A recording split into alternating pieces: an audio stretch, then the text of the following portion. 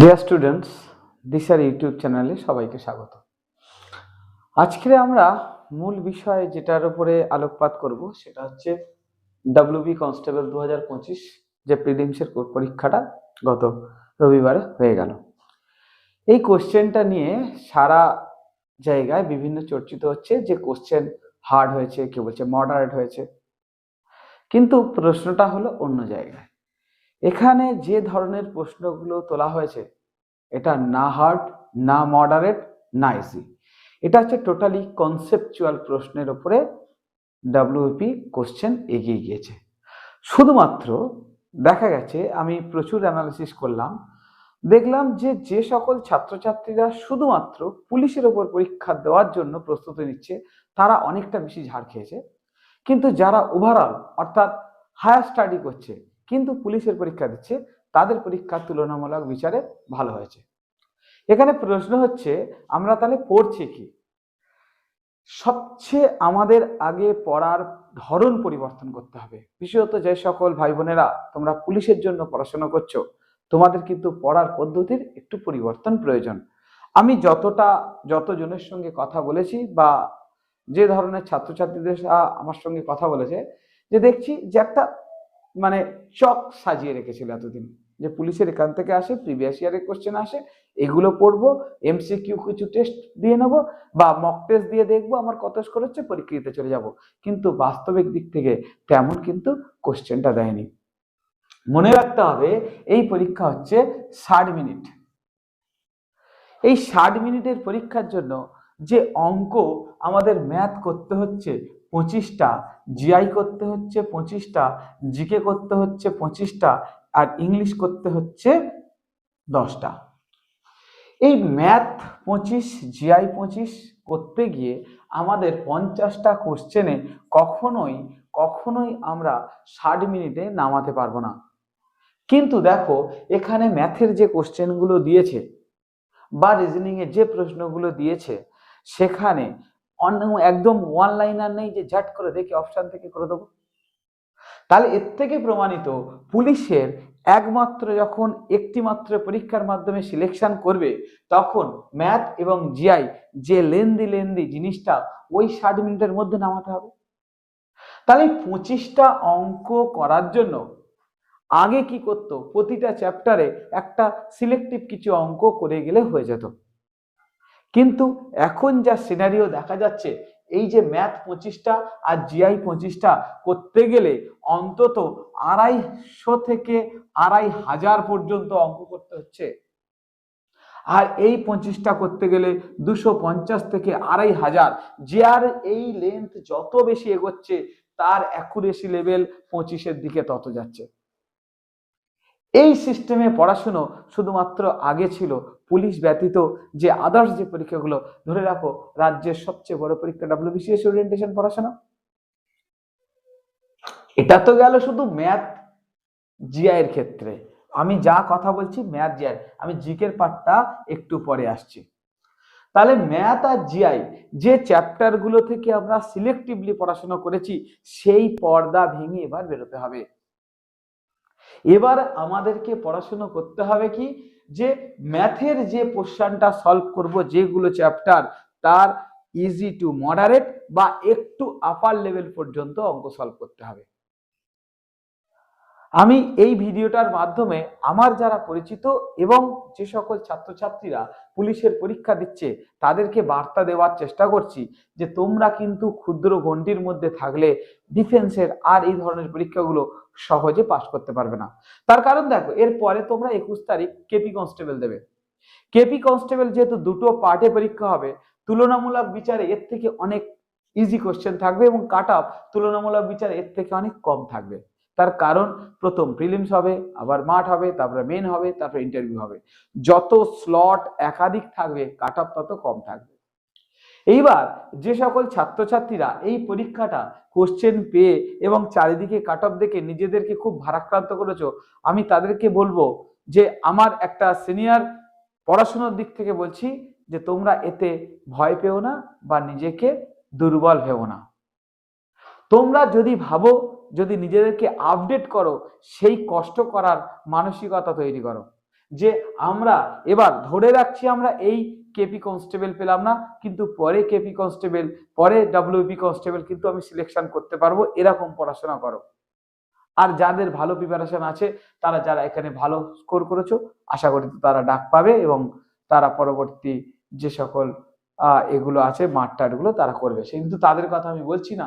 কিন্তু যারা এই জায়গাটা সাফার করলে এবারের পরীক্ষায়, যারা এর জন্য কেপি কনস্টেবলের উপর ভারাক্রান্ত যে আমি এবার ওই পরীক্ষাটা গিয়ে কি করব, তাদের জন্য আমি বলবো তোমরা এখন থেকে বলছি আর শুধুমাত্র ডিফেন্সিভ পড়াশোনা করে না। এই ডিফেন্সিভ পড়াশোনা করলে একটা গন্ডি তৈরি করা থাকে, সেই গন্ডির মধ্যে কিন্তু কোশ্চেন দিচ্ছে না। ঠিক আছে, যে ম্যাথ যে জিআই যা দেখে আমি বুঝলাম এটা অনেকটাই একটু লেন্দি করতে হবে, অর্থাৎ প্রত্যেকটা চ্যাপ্টারের শুধুমাত্র ইজি লেভেলগুলো করলে হবে না, ইজি টু মডারেট করতে হবে। তার কারণ দেখো, মোটে আমাদের 60 মিনিটে পরীক্ষা নামাতে হবে, যে যত এই 250 থেকে যত বেশি এগোবে তত ওদের এই সংখ্যাটা 25-এর কাছাকাছি যাবে। জিআই যত 250 থেকে 2500-এর দিকে যত এগিয়ে যাবে তবে কিন্তু জিআই 25টা হবে। ঠিক আছে, যেমন তোমরা মাঠে যখন যাও তখন 1600 মিটার ছুটতে হয়, অন্তত এর অন্তত 3 থেকে 4 টাইমস ছুটে কমপ্লিট করা থাকলেই তবে একটা ছেলে কিন্তু ছুটতে পারে, অর্থাৎ 5-6 কিলোমিটার ছোটার ক্ষমতা রাখতে পারে যারা, তারা যেমন পাস করে, সেই রকম যারা একাধিক অঙ্ক করে, একাধিক জিআই করে, তারা কিন্তু আমাদের ভালো স্কোর করতে পারে। এটা তো গেল ম্যাথ জিআই এর কথা। যেটা মুখ্য বৈশিষ্ট্য, যেটা খুব সহজে আমরা নাম্বার তুলে নিতে পারি, সেটা হচ্ছে কি জিকে আর হচ্ছে ইংলিশ। এটা মনে রাখতে হবে, একটা জিআই 1 মিনিট ধরে মেলালেও 1 নাম্বার, একটা জিকে জানলে টিক মেরে দিলে 1 নাম্বার, একটা ইংরেজি জানলে টিক মেরে দিলে 1 নাম্বার।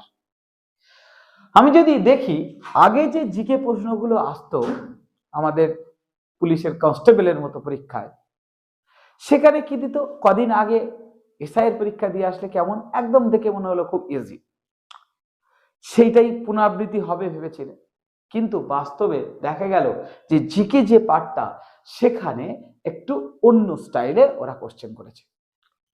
আমার অ্যানালাইসিস অনুযায়ী ওখানে কোশ্চেন ছিল, দেখো ইজি লেভেলের প্রায় 30টা কোশ্চেন ছিল, মডারেট লেভেলের 30টা কোশ্চেন ছিল, হার্ড লেভেলের 25টা কোশ্চেন ছিল। ঠিক আছে, এই 85 কোশ্চেন ওরা দিয়েছে আমাদের 1 ঘন্টার মধ্যে নামাতে হবে।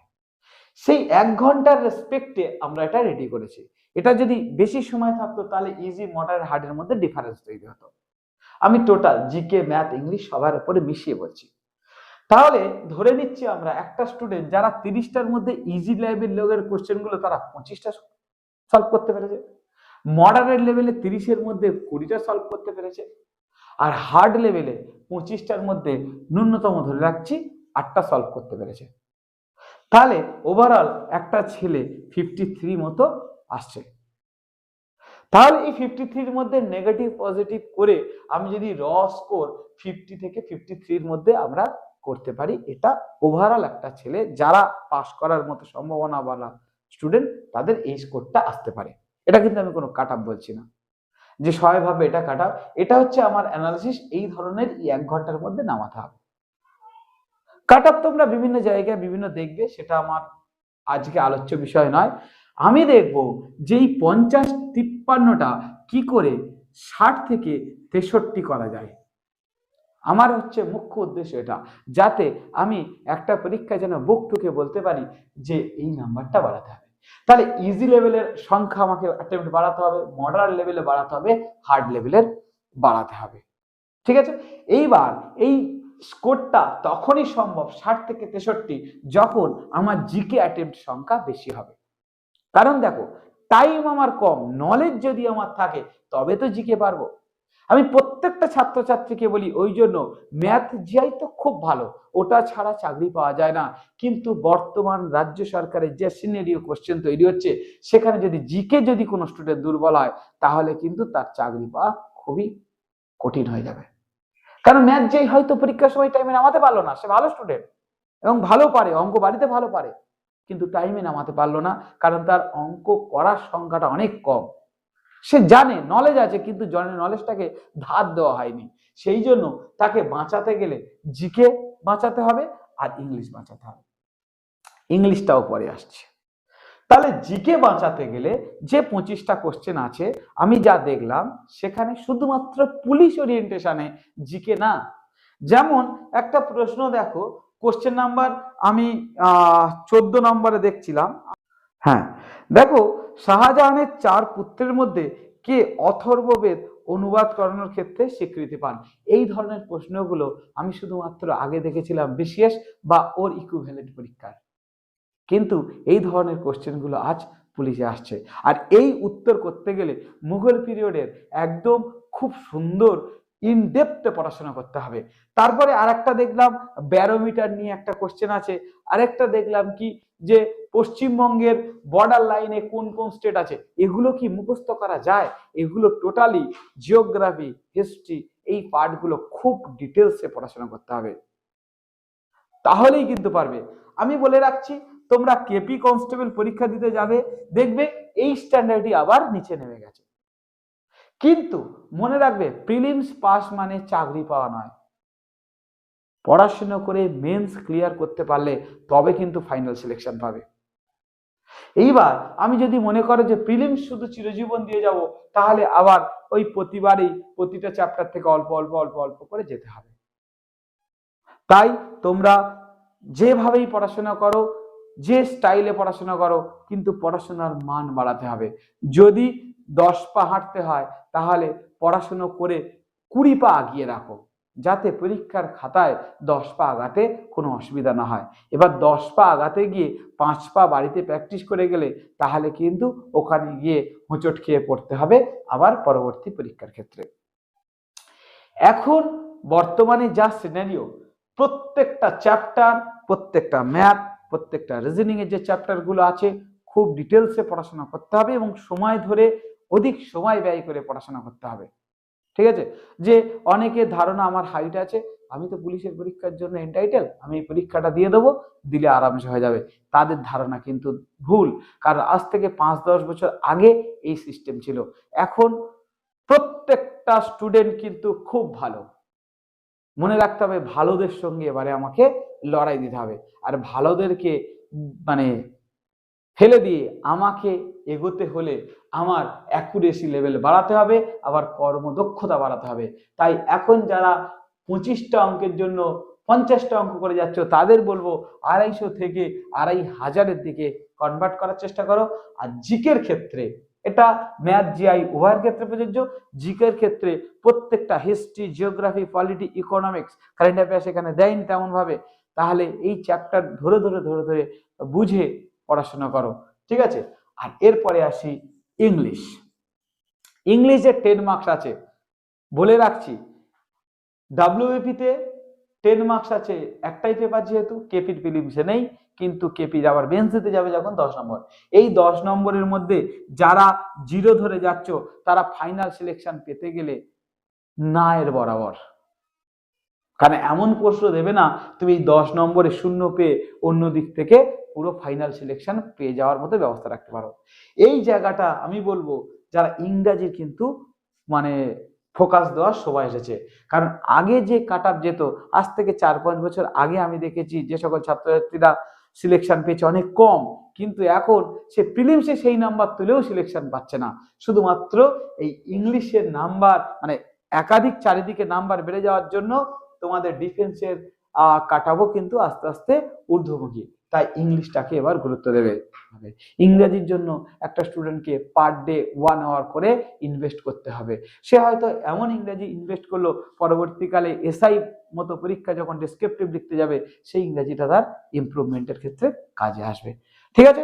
এই ছিল আমার অ্যানালাইসিস, এই ছিল আমার কাট অফ বাদ দিয়ে সমস্ত ইনফরমেশন দেওয়া। আশা করি পরবর্তীকালে যে পরীক্ষাগুলো দেওয়া হবে, তোমরা এই অ্যানালিসিসটা মাথায় রেখে তোমরা কিন্তু পড়াশোনায় বসবে। দেখো, সরকারি চাকরি যদি 1 মাস 2 মাস 3 মাসে হয়ে যেত, তাহলে প্রতিটা বাড়িতে বাড়িতে একটা করে সরকারি স্টাফ থাকতো।